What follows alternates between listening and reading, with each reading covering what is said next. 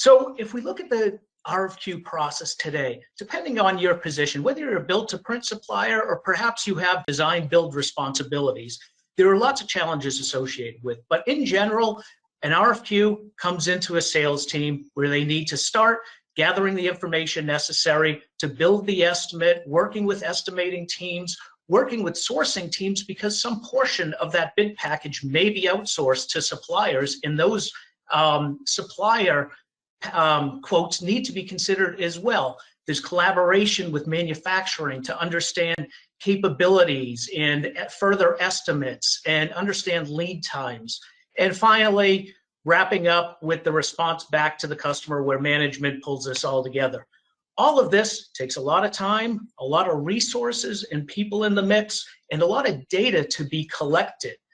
Traditionally, we see that building the estimate and gathering all the information is done with some traditional tools, spreadsheets, looking at historical components and products that have been quoted to gather that information, looking at RFQs from outside operations, pulling information from internal systems.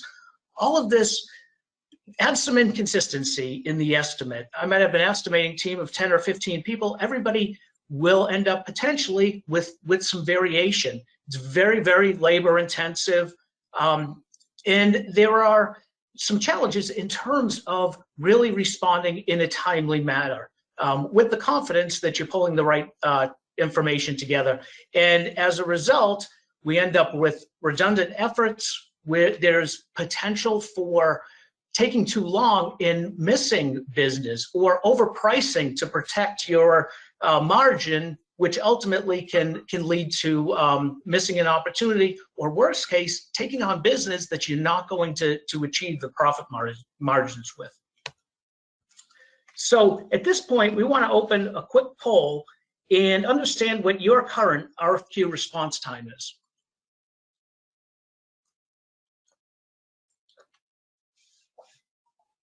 Nick, while the results are coming in, can you talk a little bit about team industries and your experience in terms of responding to quotes?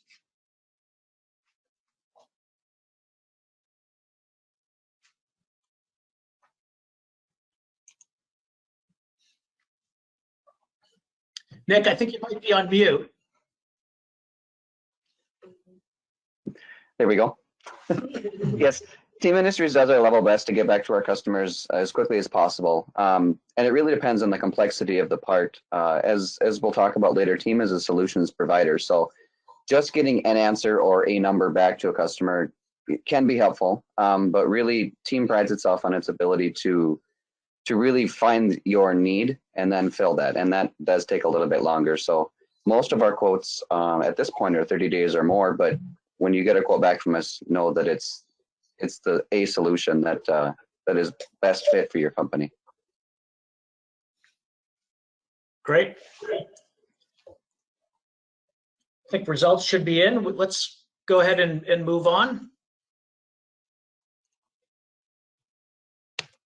All right, so let's just talk a little bit about some of the difficulties with estimating and why there's opportunity for improvement here. So if we look at a should cost and the estimate that's provided, there's variability that gets built in, and there's a window, if you will, of uncertainty and a range for that estimate, and that's due to a variety of factors. It could be different estimators quoting a package, could be just the factors of leveraging historical data and the new part being different to some extent, or the complexity. So it leaves this band, if you will, of the range for an estimate. And there's a narrow window between pricing it and ending up in a situation where you're not profitable, or overpricing and not being competitive. So what we see with the traditional approach is there's variability there. So one in the estimate itself, and then the other in terms of where you fall relative to that window where you may potentially be too low and not profitable, such as these two out of this package of 7 parts here. You know, being on the bottom end means that you're going to potentially lose money on those. Whereas you really want to be in that middle band there, where you're not overpricing and losing the business because somebody else is more competitive. So the reality is, oftentimes, many suppliers will err on the side of caution and go on the higher side in terms of their bids to make sure that the business they win, they'll actually achieve the margins with and won't lose any money on those.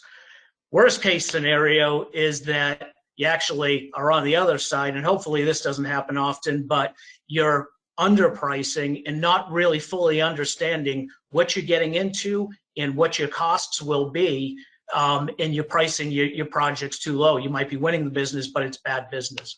So how can this be addressed?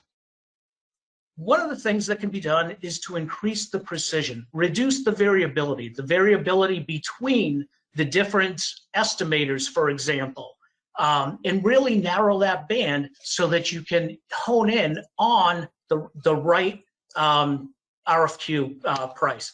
The next thing you can do is eliminate the variability and improve the consistency so that no matter who is doing the estimate, all of the manufacturing factors are being taken into consideration and the same results are generated from estimator to estimator. And lastly, we can put this in the range where we're pricing at a competitive price, yet achieving the margin. We know that we're going to make the expected margin because we're pricing it in the right range here. So ultimately, we can get into a situation where we're bidding very competitively against the others that are available. We're increasing our win rate because we're quicker. So if we employ a method of responding at a much greater speed, we can be first in and potentially win more business, especially with a competitive price, and make sure that we have a predictable and ultimately evolve the profit margin with competitive bid packages. So an approach to do this is what we'll review today, where we look at pulling information directly from the CAD models in the bid package to perform an estimate, understand the manufacturability requirements, and ultimately estimate the costs based on your digital factory and your operations and all of your factors that go into really pulling that together in a timely manner, and understanding your digital factory, the capabilities that you have, your specific materials, machines, and rates can all be factored in, and doing so in a collaborative way. So making sure that everybody in the loop needs to be, has the visibility to the different pieces that go into the overall RFQ and can contribute and ensure that everybody is on the same page. And this extends out to the customers themselves as well. So at this point, let's launch another poll and look at what percentage of incoming RFQs you choose not to bid, whether due to time and effort, capabilities, or even capacity. Nick, do you, based on your experience with team, do you want to talk a little bit about, jobs that you potentially pass on, if that's something that happens at team? So every company, of course, does no quote something. Typically, though, team vets our customers, and we develop deeper relationships with our customers. So by and large, if it's something that you need, and you're a good customer, we try very, very hard to be a good supplier. So we'll give it our best shot to try to quote everything that you need. Some stuff we'll agree probably isn't a good fit, but we do our level best to provide solutions for you in every case. Excellent, thanks. All right, we'll give it a few more seconds here for poll results to come in. And it looks like in many cases here, based on initial results, there's, so in 50% of the cases, 5 to 20% are not responded to. So it's pretty interesting. So let's go ahead and move to taking a look at the solution. So we'll run through an example here where we can look at quickly responding to a bid package and also introducing capabilities for collaboration.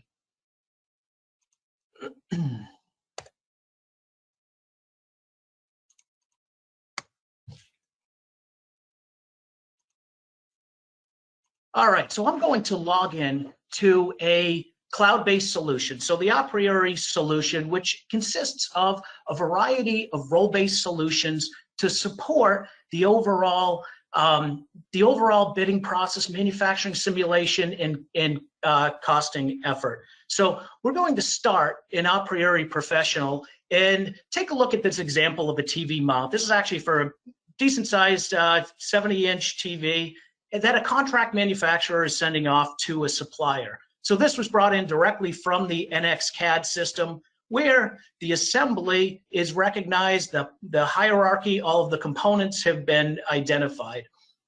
What we want to do is actually go through a process of very quickly estimating these parts. So we'll kick off an approach to bulk cost the components in this assembly. So we'll create we'll point to the directory where all of those CAD models live. This is going to be for the sheet metal components of this overall assembly. And we can see the directory that contains all the CAD models, as well as some details about annual volumes that are captured in a spreadsheet.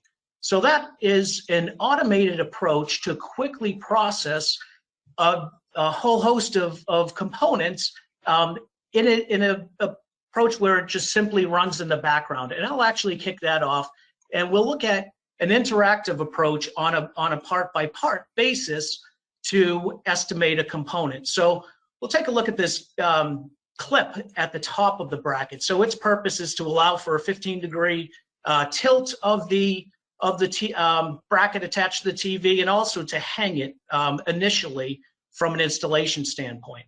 So it's just a small sheet metal component. We'll go ahead and open that up while the processing is happening in the background. First, this is a sheet metal component being manufactured at a digital factory in Suzhou, China. We have a variety of manufacturing processes that could be used to build this component. So in this case here, is it a laser cut and then bent? Is it done on the turret? I know that this one here, based on the volume, is going to run on a progressive die. And there's going to be 200,000 of these parts for 3 years. So the cost in manufacturing simulation is going to get kicked off in first understanding the geometry of the component, and then simulating the manufacturing process in each step along the way. So that takes a few seconds to complete. And we quickly return some results here. And this part here is a 63% fully burdened cost component with $17,000 worth of tooling.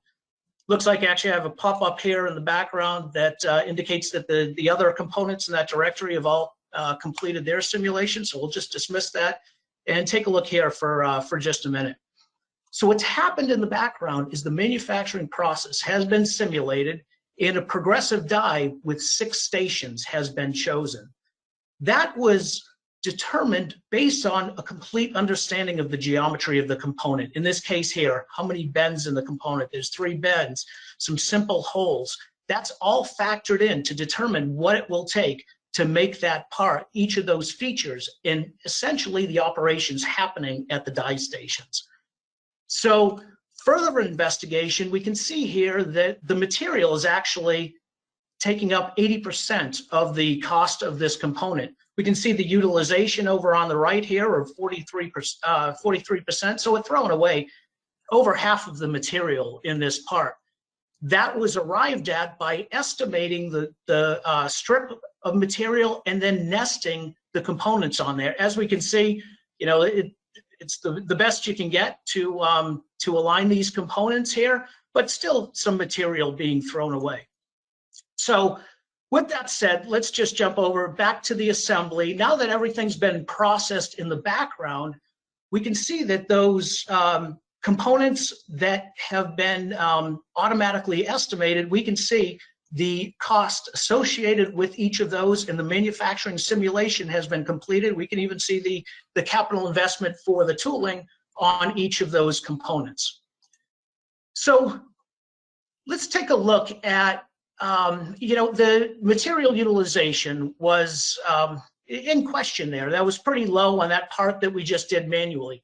We can take a look across all of the components we ran in a reporting environment to analyze at a higher level all of the information. So in this case here, we'll run a material utilization report on that set of parts to see if there are any other components where we might be able to investigate ways to more efficiently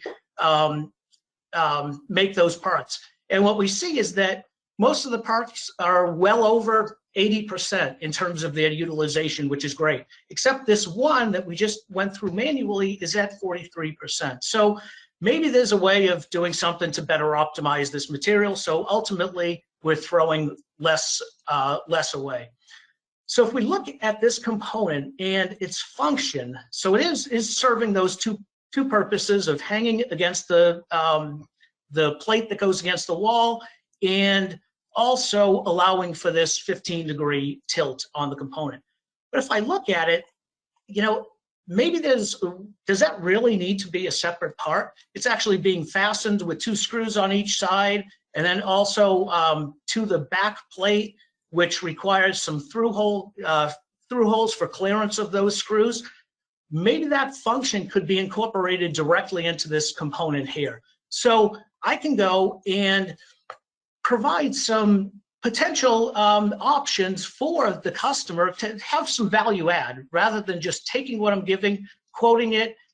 Maybe there's an option to provide some DFM or some design options that could ultimately benefit both of us, improve the product. So I went through that process of a little bit of CAD work, and I consolidated those 2 parts into this revised version. So the feature to hang it is still preserved, as well as the ability to have that 15-degree tilt. I've gone from 2 components down to a single performing the same function. I've eliminated 4 fasteners per side on this. So let's take a look at the result. We can go ahead and update our costing result based on that change. So what we see here is that based on the revised approach, we have an updated cost on this. So originally, for the initial design, this was at $44.03 for the total cost, and that's summing up the individual components in the hardware of that entire assembly.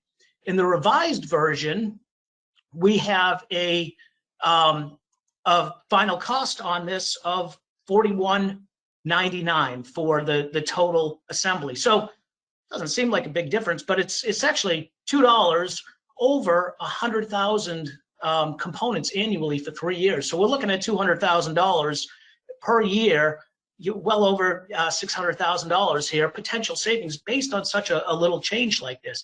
This could now be communicated back to the customer. So I actually could attach some notes here and provide this feedback. Hey, if based on some material utilization concerns, we looked at a potential way to reduce part count, lower the overall cost, still maintain the function. Maybe it's something worth looking at. We have a potential of 204,000 savings. What do you think of that? So as a supplier, I can provide this added value, if you will.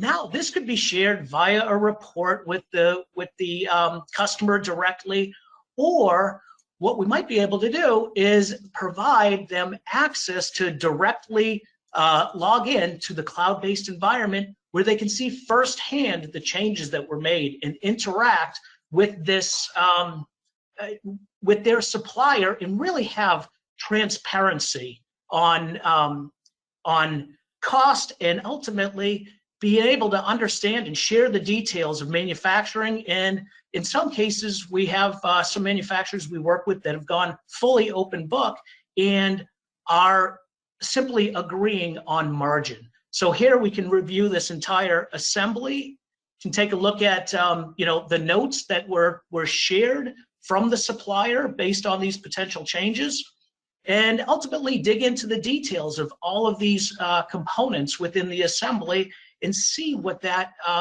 estimated cost is, and the really full visibility into each of these components. If we want to dive deeper into this component where there is that suggested change, we can go ahead and review that part directly and get a better understanding. Okay, is this really going to function? This, this design change here looks okay, but let's take a deeper look at this particular component. We can go in, looks pretty straightforward.